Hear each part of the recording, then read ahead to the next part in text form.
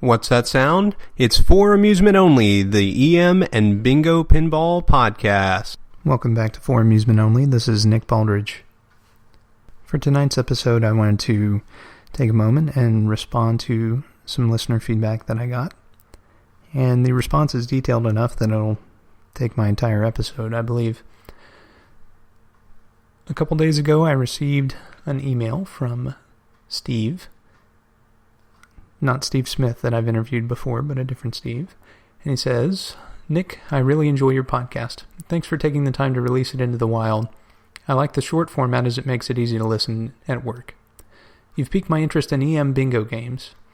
I have a small arcade with several arcade games and several pins. Now I'm thinking of adding a bingo game and maybe a shuffle bowler. If you were looking for one EM bingo game for your collection, and it would be played by people that have never seen a bingo game, what game would you look for? Availability, cost, ease of maintenance, along with availability of parts and support should all be considered. Also, where do I find a bingo game in decent shape? Craigslist, eBay, Pinside? Is there a forum of people buying, selling, and supporting these devices? I have a medium level of mechanical ability, and I'm sure I could work and repair most of the basic issues that might occur on these machines, as long as I have some direction to go in. Thanks again, Nick. Steve. Well, Steve, first of all, I want to say thank you for the feedback. As far as bingos go, here's my 2 cents. It sounds like you've got the arcade and solid-state pin maintenance down, which is a great head start.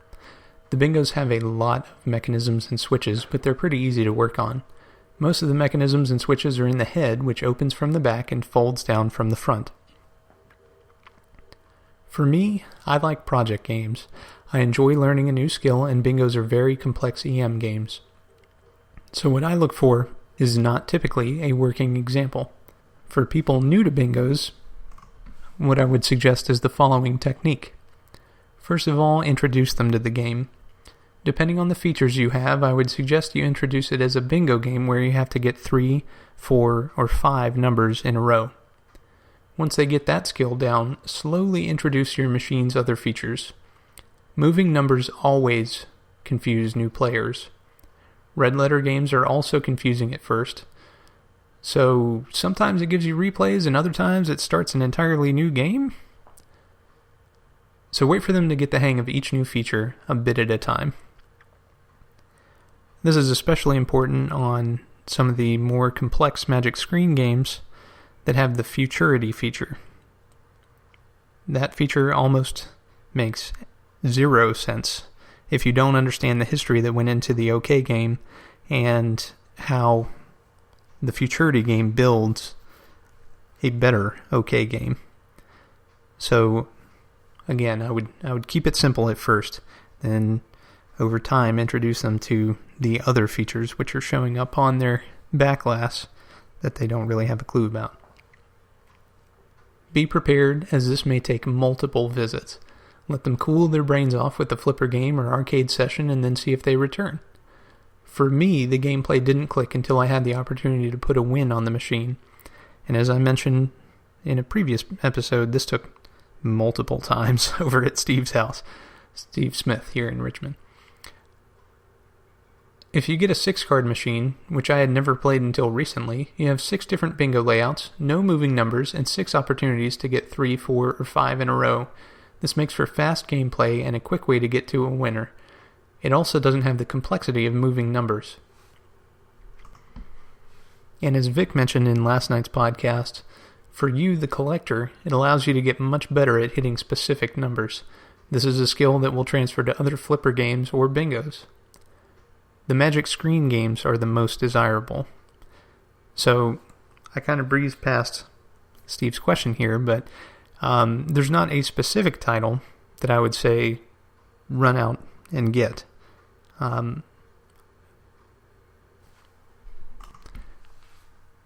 me address your concerns. Number 1, availability. Many bingos are available, but most are not fully working. The problem is that most people are scared of working on the machines or unable to read the schematics or just don't care. Due to this, there are many bingos on the market at any given time. Here in Richmond, Virginia, we have 3 on Craigslist right now. Number 2, cost. Due to the supply versus demand of the above, cost is typically low. For a non-working bingo on the East Coast, expect to pay about $200 to $300 depending on condition. If it's not working and really, really pretty, expect to pay above that, but that's only if it looks like it just came out of the box.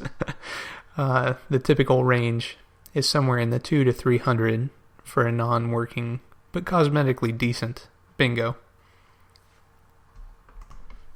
That said, there are deals to be had, $50 for one or free if someone really wants to get rid of it or needs the space.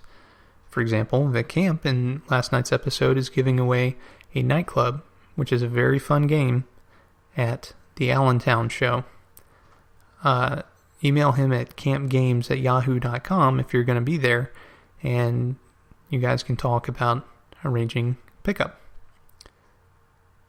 Number 3, ease of maintenance. As mentioned above, I find them very easy to work on, but I've been working on them for a few years now. Number 4, parts availability.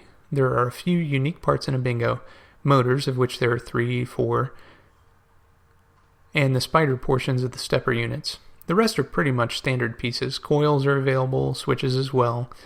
Those are the parts needed for function. The light shields are not available. Be happy with what you find or wait for the next bingo to come along. They're typically pretty yellowed as most spent lots of years in bars.